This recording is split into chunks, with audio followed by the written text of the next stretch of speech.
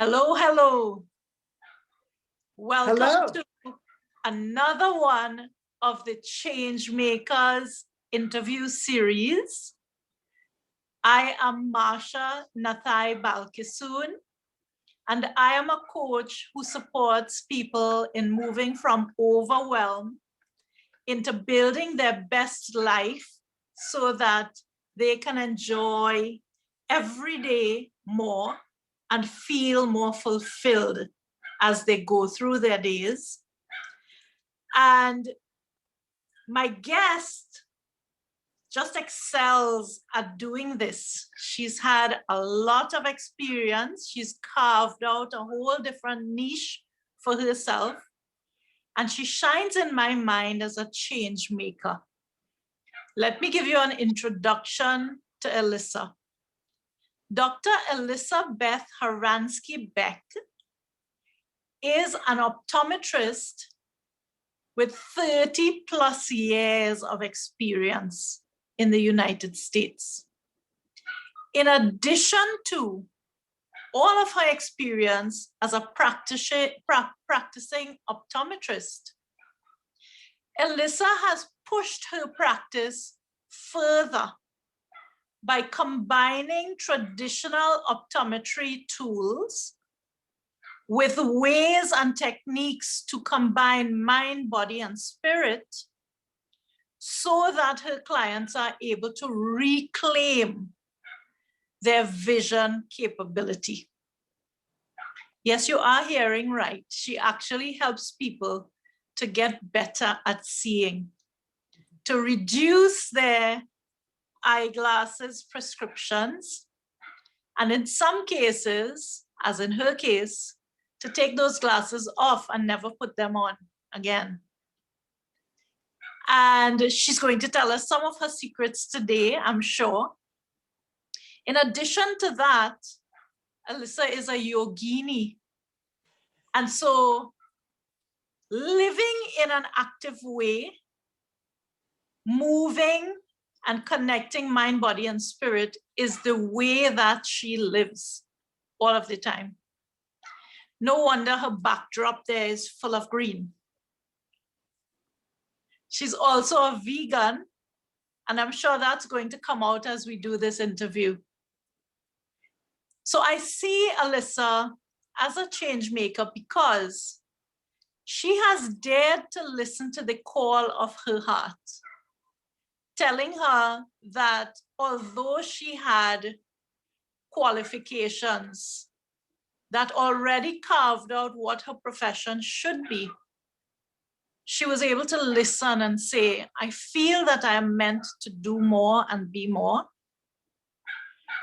And I want to share her story so that she can inspire all of us to listen a little more, to pause a little more, to connect a little more, so that we can live in alignment with our purpose, with our calling, and find that joy that we are looking for. Welcome, Elisa. Thank you so much, Marsha, for that beautiful introduction. I feel honored to be here. I'm so happy you said yes, Elisa. So I know that there's no way I could have covered all the things that I needed to say in an introduction. Have I left anything really spectacular out that you need to share with us? I think that what is on the tip of my consciousness most recently, especially within this past year, is my passion for integrating the health and wellness aspects of ourselves, taking care of ourselves as best we know how, and how that affects our external environment. So in these moments of climate change and huge turbulence, if you perceive it that way, really feeling inspired about taking care of yourself and understanding that in taking care of yourself, you're literally changing the world because you are the world. Just that cross-pollination is something that I'm very passionate about. So thank you for asking, because you said more than I could even imagine in just a few sentences. So thank you. So Elisa, the reason that you shine to me is I teach a lot of students at university level. And so many of my students have said to me that they find this past year and a half very overwhelming. And they don't feel like they want to get up in the morning. Some of them are sleeping their days away, and they have been doing so for a long time. And some of them are coming to class, but they can't find the gumption. They can't find the motivation to turn on their screens and interact with the teacher, or to open up their mics and contribute, or even really to pay attention in some cases. So when it's time to ask questions, they don't know what to ask because they've sort of zoned out. That's part of how they are coping.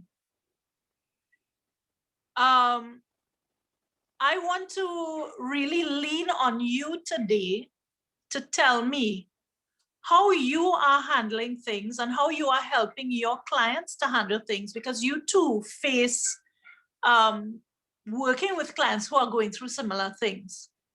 What are some of the tips that you give to your clients when they are feeling this sort of overwhelm? Yes, so before I answer that question, I just want to empathize with the students who are feeling perhaps exhausted and not wanting to turn on onto a screen because it's not very gratifying just by nature. I feel personally, I've turned this sort of thing on its head so that I feel honored and blessed to be able to interact with you, Dr. Nathai Balkasoon, in a way that would not have been possible one short year ago, because we wouldn't have even known one another. And so the opportunity that your students have to learn from the master that you are, and I'm using you as an example because you're right here in front of me, and I've known you now for this past year and know that you're a master at what you do. If they turn it on its head and can look at it from the perspective of the opportunity they're being given, and just take that deep dive with the understanding that this, my mother used to say, this too shall pass. This year, maybe the next few years, who knows, is a blip in consciousness. And we are each here for a very specific purpose. And the fact that they're in your class is part of that purpose for this short time frame. It will be completed soon.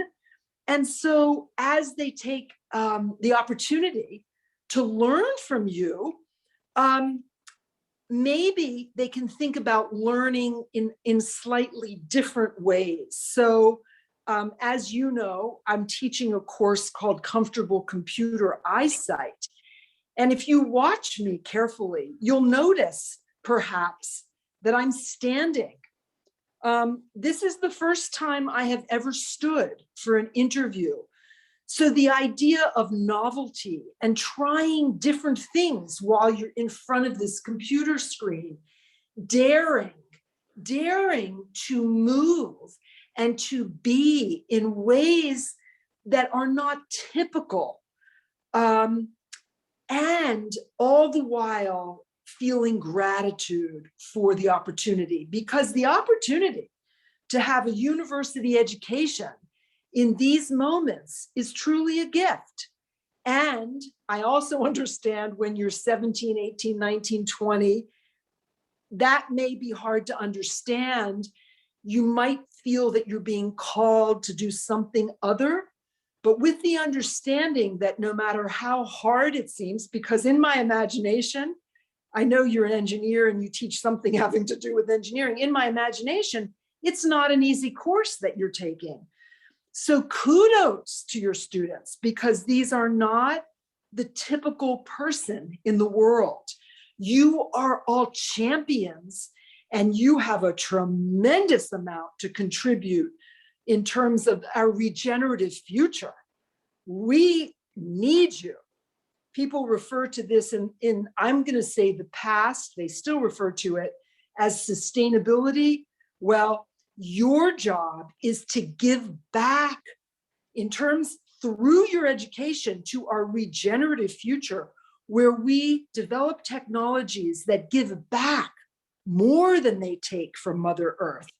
And you know, Dr. Nathai Balkasoon and your students are in a unique position at this moment in time. I have goosebumps even saying those words. It's such a blessing. And so temporarily use your creativity, find it within yourselves. Yes, sleep extra, you know, come back to the 3 keys that I'll be sharing right now, and I'll remind you again. Remember to blink frequently. Remember to come back to your breath in ways you may not have had to bring to conscious awareness in the past. And simply be present with what is happening in these moments. And if what I'm speaking, if these words seem kind of esoteric or weird, that's okay. Just let them go. Let them wash over you. Elisa, you've evolved so far from where you started. The traditions of your practice are not the only things that you practice anymore. What has led you to become the practitioner that you have become? What has sparked that evolution, and what lessons have you learned? I have to take a breath into that, because that's a big question. Yeah, I'm asking for 30 years in 5 minutes. Yeah, so I'm not, and I'm not 20 anymore. I'm 20 times 3. So your students and those watching, you know, or, you know, listening can laugh at my higher math ability. I think what it is that I've recognized that when I come back to my authentic self, which, you know, I encourage in my Facebook group, Sprouting Authenticity, as I come back to my own authenticity, life flows, time expands in a way that is not the conventional wisdom. So conventionally, especially with those of us with science backgrounds, we've been taught, you know, in my physics training, U plus D equals V. You know, the dioptric power of lenses and prisms. And there's an equation for it. And if you solve the equation, you have the answer. And not only do you have the answer, but that is the answer. And if you put that answer down on the paper and apply that particular answer, you get an A on the test. And by and that implies that that's what's going to work in the real world. Well, when you're 60 years old, you've had more than a few experiences that help you to realize that yes, U plus D equals V. And that's one way of understanding. However, there's a person behind those lenses, behind those prisms, behind those colored filters. And this person has a soul and thought patterns and feeling tone. And the effect of the universal thinking of all that is surrounding us right now is having an energetic, scientific effect on us. And that is the truth as well. And so there are layers upon layers of awarenesses that have become apparent to me through my somatic movement therapy and yogini experience. And I've recognized and continue to recognize moment by moment that as I get out of my own way, spirit, source, God, Christ consciousness, however you want to characterize your religious or secular being, we're all human beings. This is a universal truth, and we're all avatars. We're all brilliant as we get out of our own way. And so for me, it's become a practice, and I've just always been curious. Since I was a little kid, I just always loved to run around with my dog, Maxwell, the basset hound, in the woods, and, make forts in the woods and play around, run around with my friends, play active games, ride my bicycle, go to my ballet classes. I aspired to be a professional ballerina at one time. But now I've come to terms that it's not just one thing. Spoiler alert, students, you're going to get your degree, and that's going to be the beginning of your lifelong adventure. And you are starting this adventure at a time like no other time, ever. And that's been the case for all of humanity. But right now, some people are calling it biblical times. Some people are calling it the changing of the guard. I mean, whatever you want to characterize it as, we have all been feeling energy and expressing in a way that has never been known on the planet or in the universe. And we have opportunities like never before, as long as we allow that. So listen to your teacher, but first listen to yourself. That's important. What's also important is that you don't have to see yourself as just this thing that you're being certified as or certified for. And that's another lesson that you've shared with me, that you've learned, that you don't have to fit into one box, because you are so many different things, and you are allowed to be as many things as you want, as long as you handle them in a balanced way. So when it comes to your development to the point where you are now, as a coach, as a mentor, as a yogini, as an inspirational speaker through your many channels, as an environmentalist, as a podcaster, and the list goes on and on. What about your background growing up and also in your professional life? What has influenced this journey and where you are at now? Well, I would say, there's been so many wonderful influences. My parents, I was blessed, may they rest in peace, with incredible older parents. I was a late in life child for them. So they were old enough to be my grandparents. And so I grew up with not only elder parents, but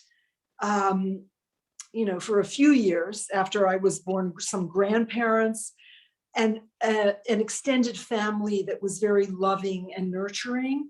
And so that, my mother, who became a teacher, later in life, she put me into nursery school at the University of Maryland and went back and got her degree and graduated when I was 12. So I was in an experimental nursery school at the University of Maryland, and they literally had a two-way mirror where the students in education could observe, not just me, but all of the children. So starting from way back when, my mother also recognized I was a toe walker. So those of you that know about developmental movement patterning or child development, that is a symptom of a developmental issue. Well, she saw that I was walking on my toes, so she put me into ballet classes. I certainly would have been diagnosed in today's world with, ADHD, because look, I'm standing up for this interview, right? And I'm moving around. So I had receptive parents and extended family. I had a lot of great mentors along the way. Our 6th grade teacher in the 1970s in the Washington, D.C. metropolitan area, they had open classrooms. So we had centers and we moved from place to place. We literally built forts in the woods in 6th grade. I'm still in touch with my, friends from way back then, and one of the 2 teachers. Moving fast forward to college, I was blessed with, an education in ballet and other forms of dance and movement. And I've had a lot of outstanding optometry mentors who were the pioneers in the field of optometric vision therapy and natural eyesight improvement. Those are the people, mostly granddaddies, very few women, but a few. Now I'm one of the grandmommies, at least I'm old enough to be, not quite physically yet, but hopefully will be. They taught me that there's more to eyesight than eyesight. There's something called vision, and it includes depth perception and tracking ability and focusing ability. And what I call, binocular vision, what we might know as stereopsis or 3D vision. And that all of that affects how we are in the world. And so I just have been blessed. I have wonderful developmental movement teachers to this day as well. And so I've learned, my mother was a teacher, my sister was a teacher. I've learned by osmosis that it's okay, actually, maybe I've taken this step, it's okay to combine all of your interests. And it's so important to follow your passion, follow your heart. And that's the biggest lesson in these moments, just following your heart, trusting that it's going to be okay, because the academic knowledge is important, but it's not okay unless you're connected with your heart at the same time. And so if you're a student and you're feeling disconnected, you don't want to get out of bed because you're perseverating on the idea that you're going to fail the exam anyway, so who cares? Get over yourself. I'm going to be my tough coach right now, and get up and go exercise, go take a walk, go drink some water, go take care of yourself. What are you waiting for? You're young. You're not 60. You're 20. You're 21. Maybe you're 25. I don't know. Maybe you're 30. You're still half my age. Get busy, And if academia right now is not for you, then take a stand and step out. But you need to make a decision. In our business training, my new business training of the past year, there's a phrase: choose and move. And Elisa has twisted choose and move to find a way to move. Well, I am shocked that she said make a choice. If it's not right for you, that is some solid advice. If you are 3 months away from graduating, though, I'd say stay the course, because 3 months gives you a certificate that you've spent 2.5 to 3 years already getting. Oh my goodness, 2.5 to 3 years. Each of my degrees was 4 years post high school. So you've got a real bargain going there. Just stay. I totally agree. But I guess what I'm trying to say is take a stand and make a move, because the dissonance that is created in your body, and literally you're weakening your own immune system by not deciding. And if you're doing something you're not crazy about for a while, in order to reach a goal, my father used to say, get the piece of paper. And I've reached a point in my life now where I have enough paper already. I don't need any more. You know, I got a master's degree a couple of years ago. I don't need any more paper. I'm going to continue now to integrate what I know, but I'm in a different place than a student, you know, a university student. So yes, I totally encourage you to come to completion, but I got your teacher's attention. So we are living in times when everybody practically is online. There are working people who are dealing with Zoom fatigue. There are students who are dealing with Zoom fatigue. There are teachers who are dealing with it, right? Everybody communicates more than ever via online means now. And Zoom is one of the big ways, right? Video communications. So although we've been talking about advice for students, I just want to underscore that this advice also applies to everybody. The middle-aged man or woman who is also exposed in this way to online relationships and online dealings and online learning and online interaction. Now, I didn't talk to you about this as something that I wanted to explore, but you did mention that movement really, you didn't say it in this way, but what came clear was movement is a cornerstone of good health and good eye health. So I wanted to ask, because we're talking about change making, and I would love if you could give a little bit to make a change for the viewers of this video. What would be one or maybe two exercises that you would recommend if we are stuck in a chair on a 3-hour-long meeting or class? If our teacher, boss, co-worker expects everybody to be eyes glued to the screen, butts firmly in seats, you're not allowed to walk around, right? You need to pay attention. How can I stay connected to that tenet, which is move? So I'm not sure, Professor, if you're going to like my answer here, but I am a risk taker. And so here I go, because you asked the question. And my answer is this. The most immediate thing is to remember to take time to take vision rest breaks. And the conventional vision rest break that I teach is to gaze beyond the screen, which is what I'm doing right now.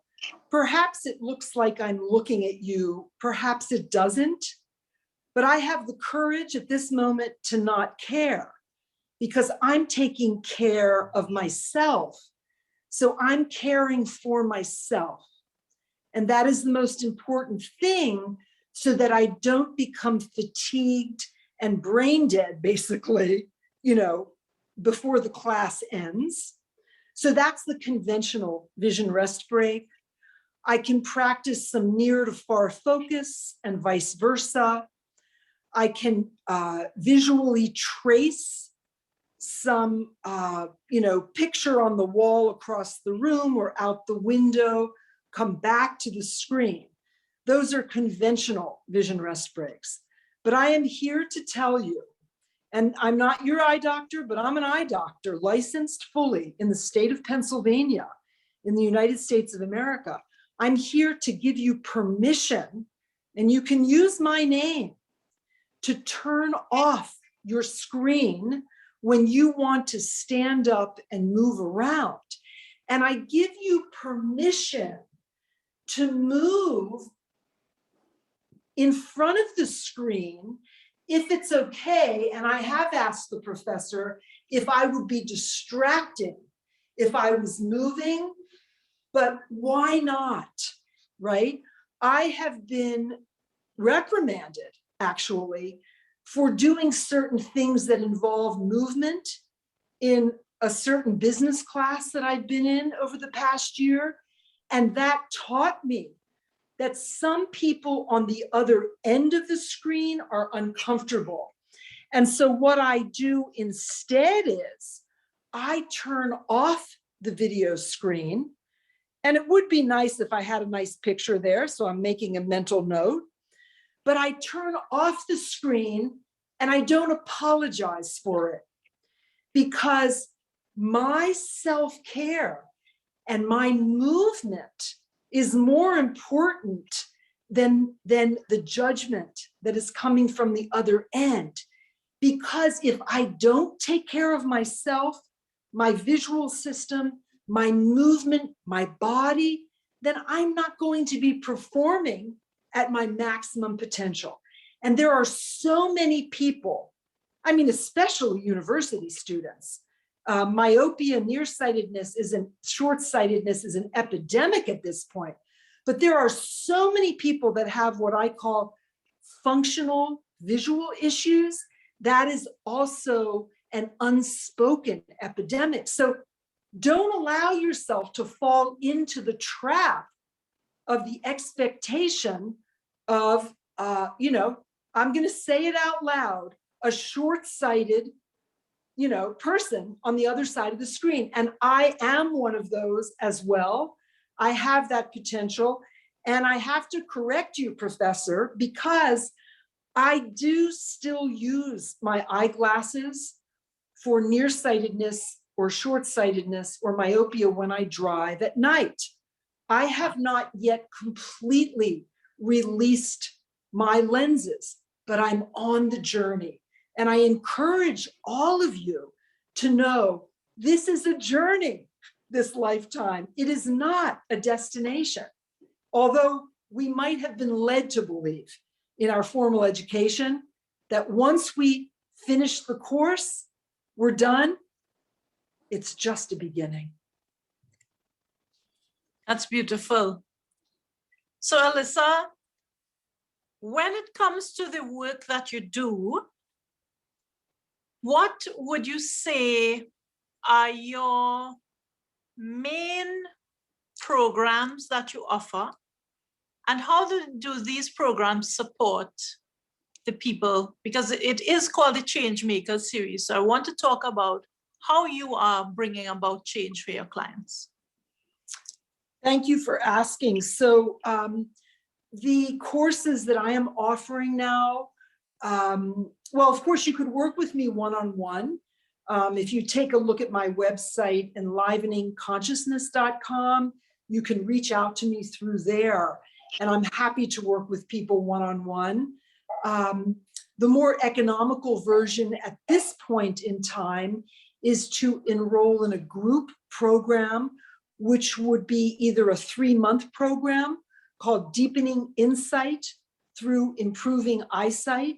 There's more to vision than 2020, or a 3-week course, which is really more like a 7-week course, where I'm the facilitator holding you accountable to work with some tools and techniques to improve your eyesight naturally so that you can rise to your highest performance academically and to your highest potential in your family life and your job, both emotionally, socially, kinesthetically, mentally, and physically, and spiritually. I've got this master's degree in spiritual nutrition. Chalk it up. That's very interesting. So if people would like to explore, and if they would like to maybe get some initial resources, because not everything that you offer has to be paid for. I know myself, as somebody who has developed under your care, I've actually taken my eyeglass prescription backward a step, due to the support that I've gotten from you. And that's amazing, because I have not dialed back my very, very strong short-sightedness for 20 or 30 years. So it feels really good that I've actually, in the space of a few months, gotten better eyesight for the first time since I was a child. So that's one of the reasons that I really wanted to share some of the learnings that you give to others for free, and invite people to go check out Elisa's pages and Elisa's group, because she shares so many tips and tools and free challenges to support people in making a difference, even those of us who may not be able to afford to pay for a full program can make progress until such time as we feel that we are ready and we want to upgrade into a paid program. So Elisa, could you tell us maybe one, we don't want to list a million because it's hard for anybody to remember, but if you could tell us one place that we could go to connect with you, and we're sure that inside of there, we can find other ways to connect with you. So that's a challenge because of the Renaissance person that I am. So what I would still do is direct people to my website. And the website again is enliveningconsciousness.com. That's ENLIVENING, and then consciousness with no space, CONSCIOUSENSS.com. Excuse me. That was sneeze worthy. So through that website, you can contact me directly, and I can provide a link for you because you've listened to the very end here. I can provide a link to you through there that will gift you a free 20-minute consultation. I am more than happy to do that. I don't have more than 1 or 2 spaces available right now, but for all of you, I'm happy to add spaces in. So don't be discouraged if you go to the calendar and there's no spaces left. And yeah, I have a lot of Facebook pages and other social media presence. And I have not listened to my business mentors where they say, just do one. Haven't done it yet. No link tree yet, but who knows? Maybe by the time you hear this interview, I will have a link tree and you can just press one button and learn, you know, but yeah, so the enliveningconsciousness.com. And yes, there's free content all around the place, but you'll have to go beyond my website for that. You'll have to be a detective and find me. Thank you very much for inspiring, for supporting, for rabble-rousing a little bit for my students, for turning the screen off in the middle of an interview. Elisa, you are not traditional in any way, and it was a pleasure to have you on. Well, thank you so much, Marcia. I appreciate you so much. And you know that I'm so grateful for you, and kudos to all of your students who are so lucky, and your family, you know, let's give them a shout out as well. And friends. Okay, thank you, Elisa. I will continue our chat off camera.